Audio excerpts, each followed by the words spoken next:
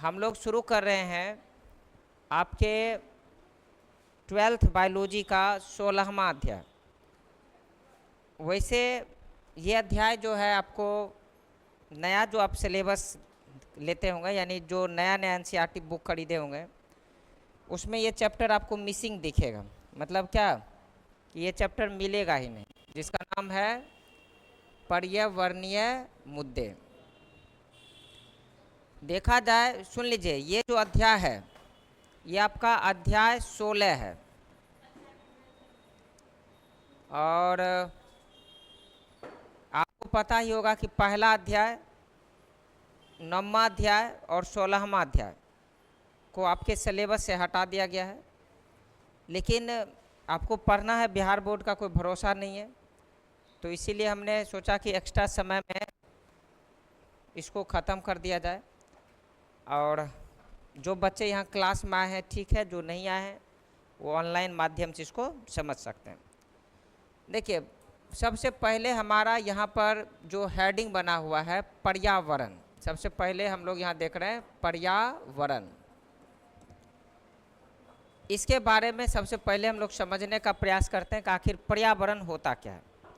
अगर आप उसको समझ लेते हैं तो फिर हम लोग इस चैप्टर में आगे बढ़ेंगे और जो भी डाउट होगा, जो बच्चे यहाँ प्रेजेंट है वो पूछ सकते हैं, जो नहीं आए हैं कमेंट करके पूछिए। दूसरे दिन फिर वीडियो बनाएंगे तो उसमें हम उसका ध्यान रखेंगे। पर्यावरण का मतलब होता है हमारे चारों ओर का आवरण। जैसे अभी हम लोग यहाँ पर हैं तो हमारे आसपास में एक वातावरण है, हम लोग एक खुली वातावरण से घिरे हुए हैं। हमारे आसपास में जल है, वायु है, इनका एक आवरण बना हुआ है जिसको हम लोग जलवायु भी कह सकते हैं। और यही हमारा क्या है, पर्यावरण है। यही हमारा क्या है, पर्यावरण है। लेकिन पिछले कुछ वर्षों से, या कह सकते हो 100-150 वर्षों से, मानवीय क्रियाकलाप में इतनी अधिक समस्याएं उत्पन्न हुई है, मानवीय क्रियाकलाप इतने अधिक प्रभावित हुए हैं कि हमारा जो ये पर्यावरण है जिसमें हम लोग जीवित रह रहे हैं, जो जिसके माध्यम से हमारा जीवन चल रहा है, वो दिन प्रतिदिन जो है ना प्रदूषित होता जा रहा है। यानी हमारा जो पर्यावरण है ये संकट में है। तो इसीलिए इस चैप्टर को बनाया गया जिसका नाम रखा गया पर्यावरणीय मुद्दे। पर्यावरणीय मुद्दे में हम लोग क्या क्या पढ़ेंगे कि किन किन कारणों से हमारा पर्यावरण प्रदूषित हो रहा है, पर्यावरण के प्रदूषित होने के क्या क्या कारण हो सकते हैं, और इन कारणों को हम लोग कैसे ठीक कर सकते हैं। इन सभी चीज़ों से जुड़े हुए जो भी बातें होंगी उसको हम लोग इस अध्याय में पढ़ने का काम करेंगे।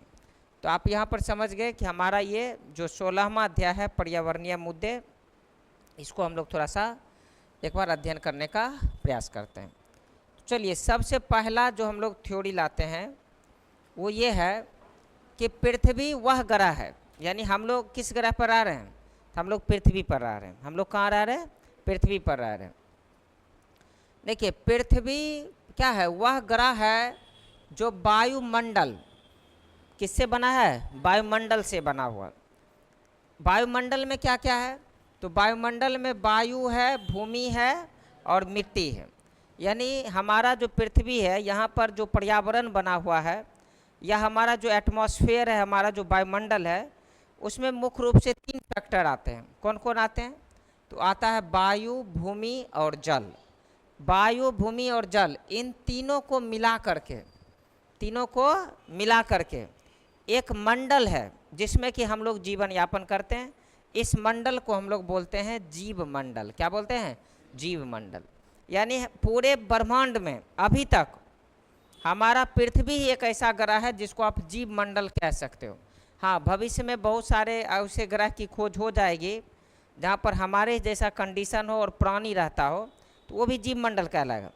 लेकिन वर्तमान समय में पृथ्वी पूरे यूनिवर्स का, पूरे ब्रह्मांड का इकलौता ऐसा ग्रह है जो कहलाता है जीव मंडल। और जीव मंडल का मतलब ये होता है कि जहाँ पर जीव रहता हो, और जीव को रहने के लिए एक वातावरण की ज़रूरत पड़ेगी, एक आवरण की ज़रूरत पड़ेगी, एक पर्यावरण की ज़रूरत पड़ेगी। तो हमारे पृथ्वी पर आपको पता ही है कि वायुमंडल मौजूद है। और वायुमंडल का मतलब क्या हो गया, जैसे बहुत सारे लोगों को लगता है कि वायुमंडल मतलब वायु का मंडल, ऐसा नहीं है। वायुमंडल का मतलब होता है कि जिसमें वायु भी हो, भूमि भी हो और जल भी हो, ये तीनों मिल करके बनता है हमारा वायुमंडल। और ये एक साथ आकर के पृथ्वी पर जितने भी जीव हैं उनका जीवन यापन करवाता है, जीवों का पालन करता है। अगर वायुमंडल नहीं रहेगा ना तो हमारे पृथ्वी पर जीवित नहीं रह सकते हैं। तो जीव को जीवन देने के लिए किसकी ज़रूरत पड़ती है? वायुमंडल की ज़रूरत पड़ती है। और वायुमंडल में क्या क्या फैक्टर हैं? वायु हैं, पौधे, भूमि है और जल है। क्या बोलिए, क्या दिक्कत है उधर, उसको छोड़िए, यहाँ पर ध्यान दो ना। इन सभी चीज़ों को मिला करके जो एक मंडल तैयार होता है उसको हम लोग बोलते हैं जीव मंडल, जिसपे कि हम लोग जीवन यापन करते हैं। जीव मंडल के अंतर्गत पारिस्थितिक तंत्र, जीव मंडल के अंतर्गत क्या क्या आ सकता है? पारिस्थितिक तंत्र। पारिस्थितिक तंत्र का मतलब होता है जीवों का एक सामूहिक आवास, समझे, जिसको हम लोग बोलते हैं पारिस्थितिक तंत्र भी आते हैं। पृथ्वी एक विशाल पारिस्थितिक तंत्र है। देखिए, पारिस्थितिक तंत्र का सीधा सा मतलब होता है जीवों के रहने योग्य स्थान, जीवों के रहने योग्य स्थान। तो हमारा पृथ्वी भी क्या है? एक विशाल पारिस्थितिक तंत्र। हमारा पृथ्वी क्या है? एक विशाल पारिस्थितिक तंत्र है। तो पहले स्लाइड में हम क्या क्या सीखे उसको थोड़ा सा एक बार फिर से ध्यान से समझ लीजिएगा। सबसे पहले हम लोग पढ़ रहे हैं पर्यावरणीय मुद्दे, जो कि आपके 12th बायोलॉजी का 16वां अध्याय है और सबसे अंतिम अध्याय है। हालांकि नए सिलेबस के अनुसार इसको बाहर किया गया है, लेकिन बिहार बोर्ड का कोई भरोसा नहीं है, इसलिए आप इस चैप्टर को अच्छी तरह से पढ़ सकते हैं। पर्यावरण में हमने पढ़ा कि हमारे परि मतलब होता है चारों ओर का, आवरण मतलब घेरा। हमारे चारों ओर जो एक घेरा है, समझे ना, उसी को पर्यावरण कहते हैं। पर्यावरण का ही मतलब होता है वायुमंडल। पर्यावरण का ही मतलब होता है वायुमंडल, और वायुमंडल का मतलब होता है वायु, भूमि और जल। ये तीनों का हमारे आसपास एक आवरण बना हुआ है, एक घेरा बना हुआ, और ये तीनों मिल करके हम लोगों के जीवन को क्या करता है? पालता है। अब अगर पालने वाले को ही अगर आप डिस्टर्ब करोगे तो कहीं ना कहीं तो आपका जीवन खराब होगा ही। तो आजकल हम लोगों को कौन पाल रहा है? तो हम लोग को पालने का काम कर रहा है वायुमंडल, पर्यावरण। और आजकल हम लोग क्या कर रहे हैं? इसी पर्यावरण के साथ साथ छेड़छाड़ करते हैं। और जब पर्यावरण के साथ छेड़छाड़ करोगे, जो आपको पालता है, जो आपको जीवन दे रहा है, जो आपके जीवन को बढ़ा रहा है, उसके साथ अगर आप छेड़छाड़ करेंगे तो निश्चित रूप से इसका नकारात्मक प्रभाव जो है मानव को क्या करना पड़ेगा? भुगतना पड़ेगा। हमारा जीव मंडल के अंतर्गत क्या आता है? जीव मंडल के अंतर्गत आता है पारिस्थितिक तंत्र। और पारिस्थितिक तंत्र का मतलब क्या होता है? कि जहाँ जीव रहते हैं, जहाँ जीव रहते हैं उसको हम लोग क्या बोलते हैं? पारिस्थितिक तंत्र कहते हैं। तो इस हिसाब से क्या हो गया कि हमारा पूरा का पूरा जो पृथ्वी है ये भी एक क्या हो गया? विशाल पारिस्थितिक तंत्र हो गया। हमारा पृथ्वी क्या हो गया जी? एक विशाल पारिस्थितिक तंत्र हो गया, समझा? हमारा पृथ्वी भी क्या हो गया? एक विशाल पारिस्थितिक तंत्र हो गया। तो ये हमारा पहला स्लाइड हो गया। बहुत सारे बच्चे इसका स्क्रीनशॉट्स भी लेते हैं लिखने के लिए, तो अभी हम हट जाएंगे। प्रत्येक स्लाइड के बाद आप उसको रोक करके स्क्रीनशॉट ले सकते हैं। चलिए अब हम लोग चलते हैं दूसरे स्लाइड की ओर। देखिए, अब यहाँ पर क्या कह रहा है कि पारिस्थितिक तंत्र में खाद्य श्रृंखला के चरण निर्धारित होते हैं।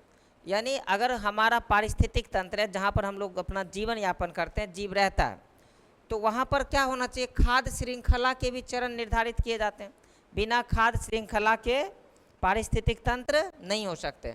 इसमें हरे पौधे, यानी हमारा जो पारिस्थितिक तंत्र है, अब पारिस्थितिक तंत्र में जितने भी जीव रहेंगे सबके सब जीव एक दूसरे रहता है, समझा? अभी तुरंत मैंने आपको बताया पारिस्थितिक तंत्र का मतलब ही होता है जीवों के रहने का स्थान, जीवों के रहने का स्थान। अब जहाँ जीव रहेगा तो जीव को एक दूसरे जीवों की आवश्यकता पड़ेगी। तो मान लो कि हम लोग का जो पारिस्थितिक तंत्र है, उस पारिस्थितिक तंत्र में जो हरे पेड़ पौधे होंगे, जो कि स्वयं सूर्य के प्रकाश से अपना भोजन बना लेता हो, जो स्वपोषी होता हो, उसको पारिस्थितिक तंत्र में बोलेंगे उत्पादक। उसको हम लोग क्या बोलेंगे जी? उत्पादक, प्रोड्यूसर। यानी एक पारिस्थितिक तंत्र में जो हरे पौधे हैं, जो अपना भोजन स्वयं बनाने में सक्षम होते हैं, उसको हम लोग बोलते हैं उत्पादक। उसको हम लोग क्या बोलते हैं जी? उत्पादक बोलते हैं, समझे?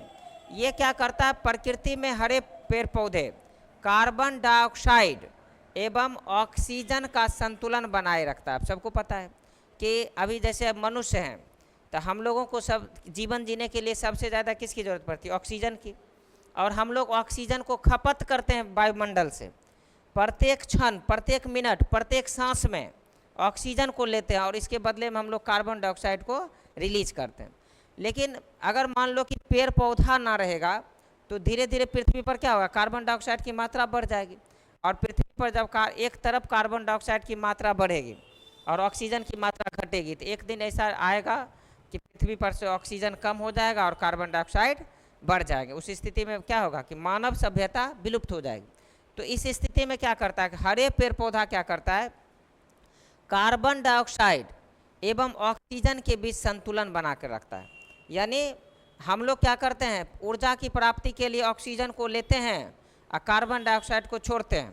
तो पेड़ पौधा क्या करता है, ऊर्जा प्राप्ति के लिए कार्बन डाइऑक्साइड को ग्रहण करता है, बदले में ऑक्सीजन छोड़ता है, जिसके कारण क्या होता है कि हमारे वातावरण में कार्बन डाइऑक्साइड और ऑक्सीजन दोनों का संतुलन बना रहता है। दोनों का क्या बना रहता है जी, संतुलन बना रहता है। तो क्या क्या हम सीखे दूसरे स्लाइड में कि प्रत्येक पारिस्थितिक तंत्र में अगर जीव रह रहा है तो जीवों को रहने के लिए खाद्य श्रृंखला की जरूरत पड़ेगी। किसकी जरूरत पड़ेगी, खाद्य श्रृंखला की जरूरत पड़ेगी। और उस खाद्य श्रृंखला में जो हरे पेड़ पौधे होंगे, जो अपना भोजन स्वयं बनाने में सक्षम होंगे, वो कहलाएंगे उत्पादक। वो क्या कहलाएंगे, उत्पादक। और उत्पादक का काम क्या है कि हमारा जो एटमॉस्फेयर, हमारा जो वातावरण है, इस वातावरण में कार्बन डाइऑक्साइड और ऑक्सीजन के बीच संतुलन बनाना। क्या बनाना, संतुलन बनाना। अगर कोई जीव ऑक्सीजन का खपत कर रहा है तो पेड़ पौधा ऑक्सीजन को क्या करेगा, रिलीज करेगा, ताकि हमारी प्रकृति में संतुलन बना रहेगा। अब बहुत सारे लोग क्या कर रहे हैं कि अपनी सुख सुविधा के लिए पेड़ पौधे को ही काट रहे हैं। इसका भी सीधा नकारात्मक प्रभाव किस पे पड़ेगा, पर्यावरण पे पड़ेगा ना। यानी आपको जो पाल रहा है, आपके जीवन में जो सहयोग दे रहा है, उसी फैक्टर को आप नष्ट कर रहे हो। तो ये भी क्या हो गया, पर्यावरण को प्रदूषित करने का एक कारण है। तो पौधे हमारे लिए कितने महत्वपूर्ण हैं कि जिस चीज़ ऑक्सीजन को मानव के लिए प्राण वायु माना जाता है और ऑक्सीजन को देने वाला कौन है, पेड़ पौधा है। इसका मतलब क्या हो गया कि पेड़ पौधा हमारे लिए जीवनदायक, हम लोगों को प्राण दे रहा है। तो हम लोग अगर पेड़ पौधे को नष्ट करते हैं तो कहीं ना कहीं एक तरह से पर्यावरण को भी हम लोग नष्ट कर रहे हैं। इस चीज़ को हमेशा याद रखना। देखिए, अगर किसी प्रकार यह संतुलन भंग हो जाए तो पृथ्वी के विशाल पारिस्थितिक तंत्र की कार्य प्रणाली भी भंग हो जाएगी। अब एकदम इजी है। अगर आप पेड़ पौधे को काटते, जो कि कर रहे हैं लगातार, आप लोग क्या कर रहे हैं, अपने आवास के लिए, अपने खेती करने के लिए, या फिर अपने किसी भी सुख सुविधा के लिए लगातार पेड़ पौधे को काट रहे हैं, क्या जी। और पेड़ पौधे को काटना मतलब पर्यावरण को प्रदूषित करना, प्रकृति में असंतुलन पैदा करना। और अगर ये असंतुलन ज़्यादा हो गया तो आपको पता है कि निश्चित रूप से क्या होगा कि इसका सीधा नकारात्मक प्रभाव पारिस्थितिक तंत्र पे पड़ेगा और हमारा जो पारिस्थितिक तंत्र है वो क्या हो जाएगा, भंग हो जाएगा। पारिस्थितिक तंत्र क्या हो जाएगा, भंग हो जाएगा। और इससे हम लोगों को निश्चित रूप से क्या होगा, नुकसान का सामना करना पड़ेगा। तो दूसरे स्लाइड में हम लोग क्या क्या सीखे, फिर से सुन लीजिए। ज़्यादा धड़फड़ाने की ज़रूरत नहीं है। ऑफलाइन क्लास से ज़्यादा इसमें हो जाता है, चूँकि लिखने वाला जो काम है वो तो आपको वीडियो रोक कर ये कर लिखते होंगे या फिर स्क्रीनशॉट्स लेते हैं, फिर जो है उसको उतारते हैं, फिर अगला स्लाइड पढ़ते हैं। तो मान लो कि अगर हम 1 घंटा का ऑनलाइन क्लास दे दिए तो आपको कम से कम तो 4 घंटा लिखना पड़ जाएगा, है ना। इसीलिए एक स्लाइड में जितनी भी बातें लिखी है उसको आप अच्छी तरह से समझ लीजिए। तो इस स्लाइड में हम लोग क्या पढ़े कि पारिस्थितिक तंत्र का मतलब क्या हुआ कि जीवों के रहने वाला एक आवास, जीवों के रहने वाला एक आवास। और पारिस्थितिक तंत्र में क्या जरूरी है, तो पारिस्थितिक तंत्र में जरूरी है खाद्य श्रृंखला। खाद्य श्रृंखला का मतलब होता है कि एक जीव अपने जीवन के लिए दूसरे जीवों पर आश्रित होगा, क्या जी। एक जीव अपने जीवन के लिए दूसरे जीवों पर आश्रित रहेगा। इसका मतलब क्या होगा कि एक पारिस्थितिक तंत्र में अलग अलग प्रजाति के कई जीव रहेंगे और वो सभी जीवों का जीवन एक दूसरे पर डिपेंडेंट रहेगा। अगर उसमें से कोई एक जीव की प्रजाति विलुप्त होती है या उसका आप विनाश करते हो तो इसका सीधा नकारात्मक प्रभाव आपके भी जीवन पे पड़ेगा। उदाहरण के तौर पर कि हरा पेड़ पौधा हमारे खाद्य श्रृंखला में है, जो कि क्या करता है, स्वपोषी है, प्रकाश संश्लेषी है। वो क्या करता है, हमारे खाद्य श्रृंखला में उत्पादक है। क्या है, उत्पादक है। अगर आप पेड़ पौधे को काटते हैं तो निश्चित रूप से ऑक्सीजन की आपूर्ति में कमी होगी, क्योंकि हरे पेड़ पौधा क्या कर रहा है, ऑक्सीजन और कार्बन डाइऑक्साइड को संतुलित करता है। अगर आप पेड़ पौधे को काटते हो तो हमारे पारिस्थितिक तंत्र में ये संतुलन बिगड़ेगा, और जब हमारे पारिस्थितिक तंत्र में ये संतुलन बिगड़ेगा तो इसका सीधा नकारात्मक प्रभाव जितने भी जीव रहते हैं पारिस्थितिक तंत्र में उस पर पड़ेगा, और अंततः हमारा पूरा का पूरा पारिस्थितिक तंत्र खतरे में आ जाएगा। और आपको पता ही है कि हमारा पूरा पृथ्वी ही एक विशाल पारिस्थितिक तंत्र है। अगर आप इसको असंतुलित करते हैं तो निश्चित रूप से हमारे पृथ्वी का जो अस्तित्व है वो भी क्या हो जाएगा, खतरे में आ जाएगा। तो आप आराम से दूसरे स्लाइड को भी उतार सकते हैं, हम थोड़ा सा बैक हटा रहे हैं। चलिए आराम से आप इसको स्क्रीनशॉट्स ले सकते हैं, दूसरे भी जो स्लाइड है इनको। हाँ बोलिए। तुम लोग चुपचाप पढ़ो और सीखने का प्रयास करो, इन्हें कि बस खाली 12th में नाम कहा गए हैं, करना नहीं है कुछ, समझे। देखिए इधर अब तीसरे स्लाइड में चलते हैं, देखो समझो ध्यान से क्या कह रहा है। बढ़ती हुई जनसंख्या के साथ साथ उद्योग भी बढ़ते जा रहे हैं। हम सबको पता है कि हमारी जो जनसंख्या है वो दिन प्रतिदिन खूब बढ़ रही है, पता है ना। ईस्वी में हमारे पूरे पृथ्वी की आबादी थी मात्र 200 करोड़। कितना था, 200 करोड़। 19वीं शताब्दी माने 1900 या 1901 ईस्वी में अगर हम जनसंख्या की बात करेंगे तो हमारे पूरे पृथ्वी पर जनसंख्या था मात्र कितना, 200 करोड़। अभी 2026 ईस्वी आते आते हमारी जनसंख्या हो गया वर्ल्ड का कितना, 800 करोड़ से अधिक। इसका मतलब समझिए कि हम लोग 4.5 गुना बढ़े हैं, या कम से कम 4 गुना बढ़े हैं। पृथ्वी का पॉपुलेशन बढ़ गया 100 साल में। अगर हम भारत की बात करें तो भारत सबसे ज़्यादा जनसंख्या बढ़ाया, समझे। जनसंख्या इतना बढ़ाया है जिसका कोई जोर नहीं है। आज़ादी के समय में यानी 1947 ईस्वी में हम लोग थे मात्र 33 करोड़। जिस समय अंग्रेज हम लोग के देश को छोड़ कर गया ना, तो गिन कर गया, कह लो 33 करोड़ वाला देश तुमको समर्पण करते हैं, अब हम लोग जाते हैं, आप लोग देख लो। तो सरकार जब हमारी बनी, मतलब गवर्नमेंट ऑफ इंडिया बना, भारत सरकार बना, तो उस समय हमारे देश की आबादी कितनी थी, 33 करोड़ थी। तो सरकार के लिए उस समय सबसे बड़ी चुनौती थी, उसको पता था कि अंग्रेज अब तो आज़ादी दे दिया, भारतीय कुछ करे ना करे, कम से कम बच्चा जरूर पैदा करेगा। और आज़ादी मिली तो किसके लिए, तो उसको लगा कि चलो बच्चे पैदा करता, अब स्वतंत्र हो गए। अब ना तो अंग्रेज का डर है ना किसी का डर, हम लोग लोकतांत्रिक देश में चले आए। अब इतने अधिक बच्चे पैदा हुए कि हमारे देश की जनसंख्या 2026 ईस्वी आते आते बढ़ करके 5 गुना हो गया, लगभग 146 करोड़ हो गया। और उसमें भी समझ लीजिए जनगणना हुआ नहीं है, अभी जनगणना चल ही रहा है।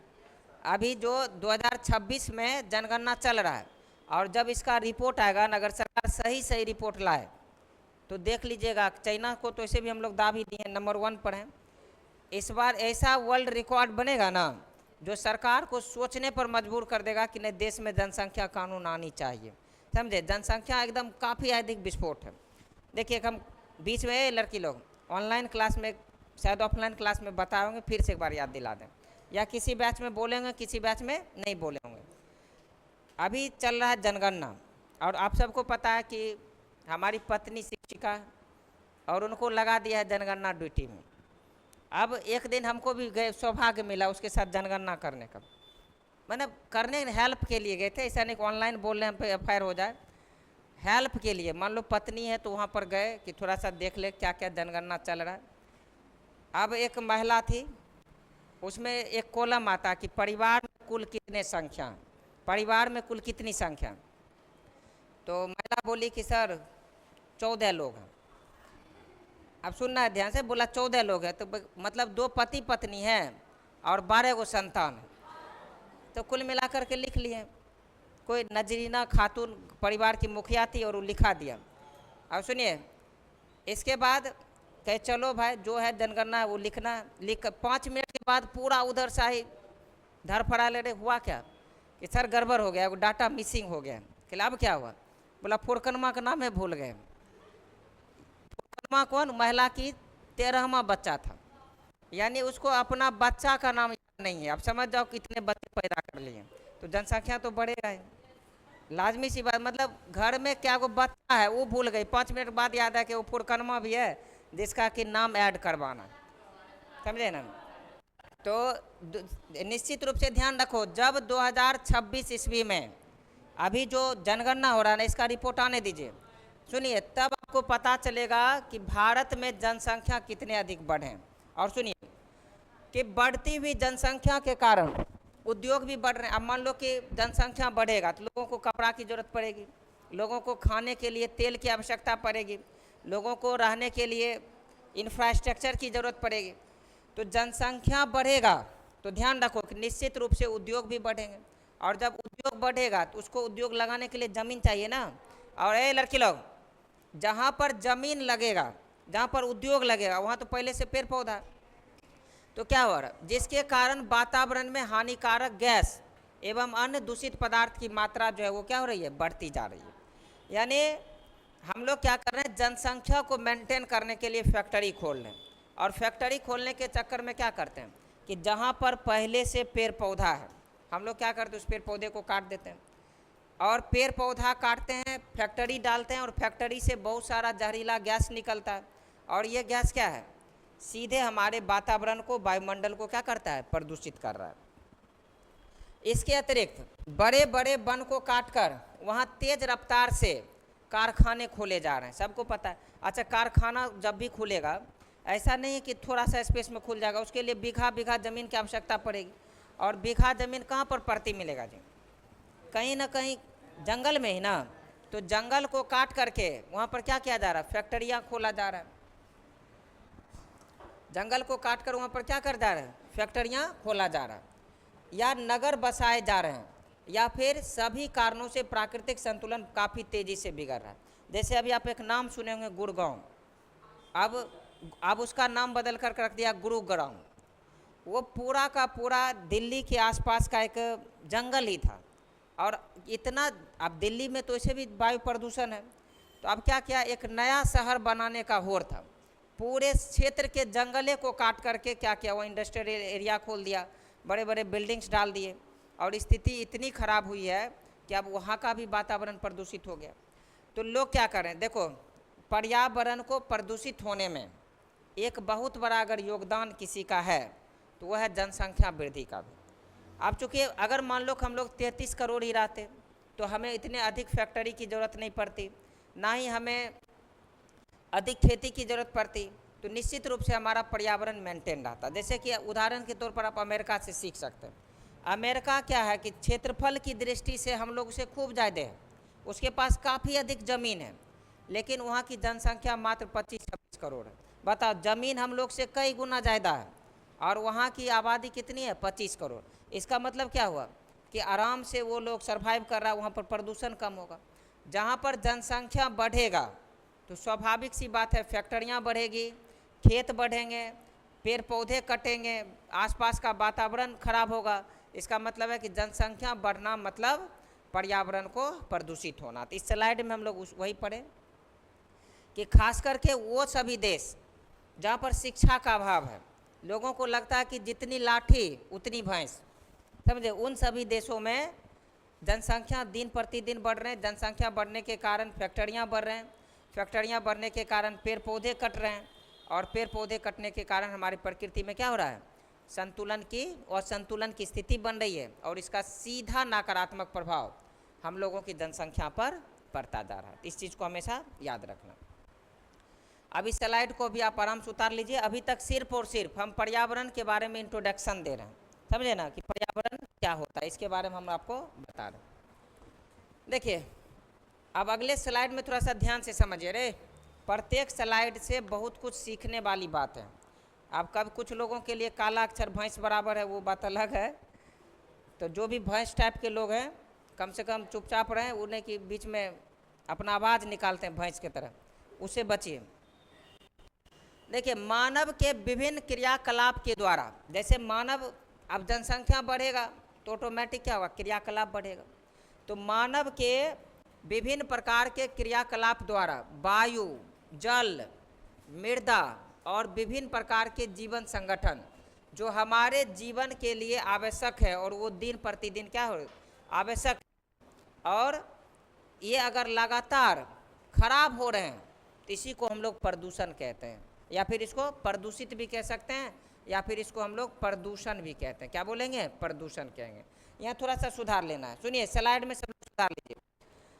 मानव के विभिन्न क्रियाकलाप द्वारा, मानव के विभिन्न क्रियाकलाप द्वारा वायु, जल, मृदा और विभिन्न प्रकार के जीवन संबंधित वस्तुएं जब खराब हो रही हो, उसमें समस्याएं आ रही हो, तो इसको ही हम लोग बोलते हैं प्रदूषण। इसको हम लोग क्या बोलते हैं? प्रदूषण बोलते हैं। हाँ ठीक है, प्रदूषक, प्रदूषित बोलिए, इसी को हम लोग बोलते हैं प्रदूषण। यहाँ पर जो मोनी मैम है वो कभी कभी क्या करती है, जब मन नहीं लगता है ना तो गूगल से उठा करके रख देगी आंसर। टैपिंग जो पीपीटी बनाती है, कहीं ना कहीं 11th में भी ये समस्याएं दिखता है। इसको आप सुधार सकते हैं। सुनिए, प्रदूषण का मतलब क्या होता है कि हमारे आसपास के वे सभी फैक्टर जो हम लोगों को जीवन देता है। क्या क्या देता है जीवन? जैसे वायु हो गया, जल हो गया, मृदा हो गया, या और भी बहुत सारे प्राकृतिक संसाधन जिस पे हमारी डिपेंडेंसी है, जिस पर हम लोग जीवन यापन करते हैं। अगर ये किसी कारणवश इसमें समस्याएं आ रही है, ये प्रदूषित हो रहा है या ये खराब हो रहा है, तो इस प्रक्रिया को ही हम लोग बोलते हैं प्रदूषण। क्या बोलते हैं? प्रदूषण बोलते हैं। पर्यावरण में अवांछित परिवर्तन जो भूमि, जल एवं वायुमंडल में मनुष्य तथा अन्य जीवों के लिए हानिकारक हो, उसे प्रदूषण कहते हैं। उसे हम क्या बोलते हैं? प्रदूषण कहते हैं। जैसे मान लीजिए कि हमारे वायुमंडल में ऑक्सीजन कम हो जाए और बहुत सारे जो फैक्ट्री से धुआं निकलता है, ये सब की मात्रा अगर बढ़ जाए और उसको अगर हम लोग सांस लेंगे तो निश्चित रूप से बीमार पड़ेंगे, हमारा फेफड़ा खराब होगा। तो इस समस्या को हम लोग क्या बोलेंगे? प्रदूषण बोलेंगे। जैसे मान लो मिट्टी में क्या हो जाए कि केमिकल मिल जाए और उससे जो पेड़ पौधा से फसल बने, वो फसल क्या हो, उसमें टॉक्सिन आ जाए, जहर आ जाए, और उसको खाने के बाद हम लोग बीमार पड़ना शुरू हो जाए, तो ये भी एक प्रकार का क्या है? प्रदूषण है। ये भी एक प्रकार का क्या है? प्रदूषण। तो प्रदूषण का मतलब क्या होता है कि पर्यावरण में अवांछित परिवर्तन। अवांछित परिवर्तन का मतलब क्या हो कि मानव के द्वारा लाया गया परिवर्तन, जिससे कि भूमि, जल एवं वायुमंडल ये क्या हो जाए, धीरे धीरे खराब हो जाए, इससे मानव को नुकसान पहुंचना शुरू हो जाए। तो इस समस्या को हम लोग क्या बोलते हैं जी? प्रदूषण बोलते हैं। इस समस्या को हम लोग क्या बोलते हैं? प्रदूषण बोलते हैं। तो इस स्लाइड में सिर्फ और सिर्फ हम प्रदूषण के बारे में सीखें। तो प्रदूषण क्या होता है एक बार फिर से सुन लीजिए। हमारे आसपास में बहुत सारे पर्यावरण हैं और ये पर्यावरण में मानवीय क्रियाकलाप के द्वारा अगर आप इसको असंतुलित करते हैं तो जो पर्यावरण जीवन के लिए फायदेमंद था वही पर्यावरण अब जीवन के लिए क्या हो जाएगा? हानिकारक हो जाएगा। इस समस्या को लोग क्या बोलते हैं? प्रदूषण बोलते हैं। जैसे हवा हम लोगों के लिए क्या है? प्राण वायु है, और हवा नहीं रहेगा तो हम लोग जीवन जी नहीं पाएंगे। लेकिन इस हवा में अब क्या कर दिया कि आइसोसाइनेट रिसाव कर दिया। जैसे एक बार भोपाल में हुआ था, लोग सांस लेता था मर जाता था। तो कहीं ना कहीं जो चीज़ हम लोगों को जीवन दे रहा है और आप मानवीय क्रियाकलाप के माध्यम से उसको प्रदूषित कर दिए और अब वो जीवन को ही नष्ट कर रहा है, तो इस समस्या को हम लोग बोलते हैं प्रदूषण। इस समस्या को क्या बोलते हैं? प्रदूषण।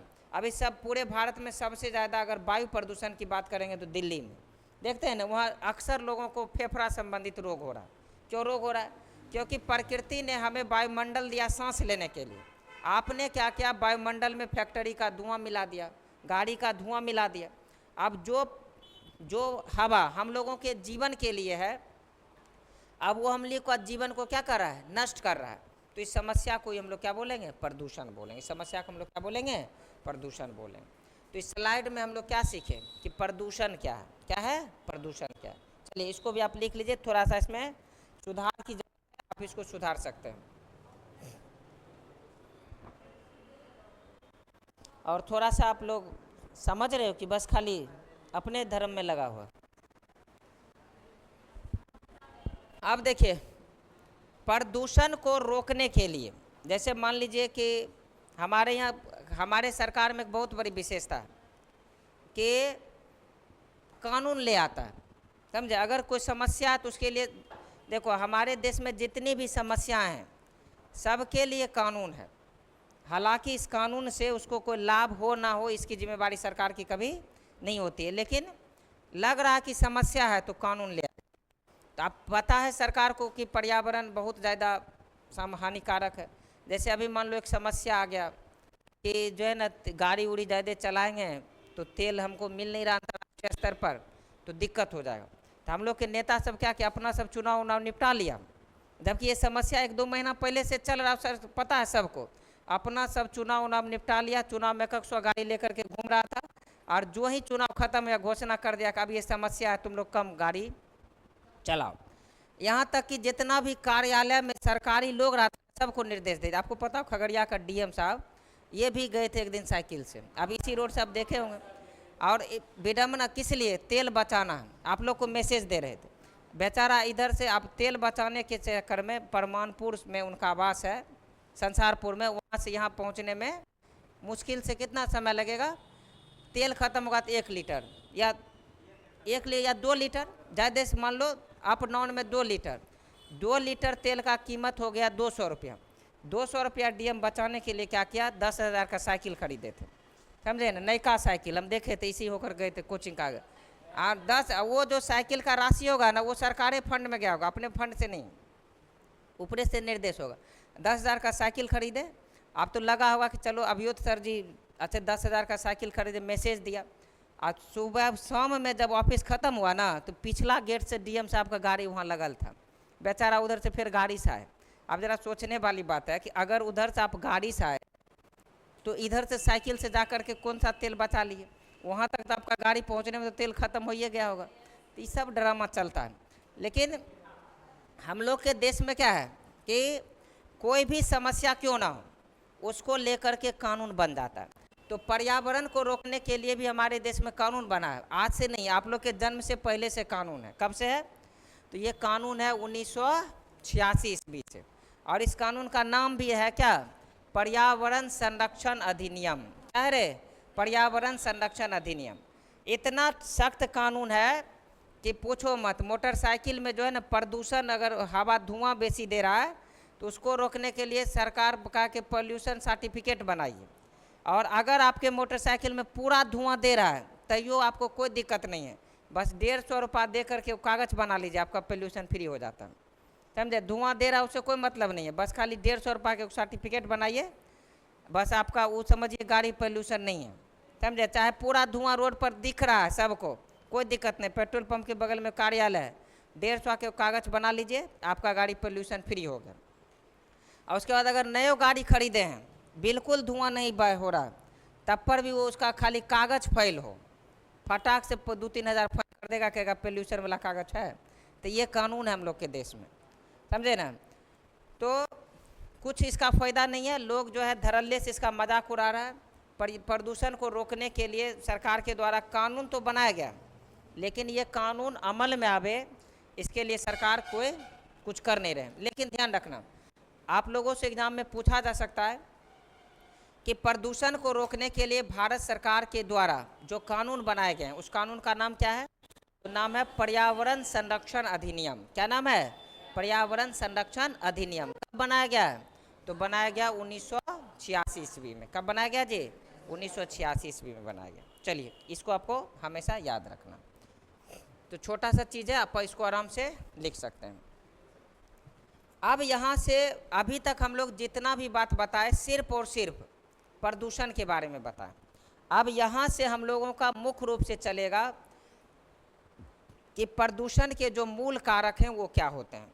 देखिए, इसीलिए हमने हेडिंग बना लिया प्रदूषण के मूल कारक या प्रदूषक, यानी हमारे पूरे पृथ्वी पर जो प्रदूषण फैल रहा है, इसको फैलने के पीछे क्या कारण है, कौन कौन सा फैक्टर है जिसके वजह से प्रदूषण जो है वो फैल रहा होता है, समझे।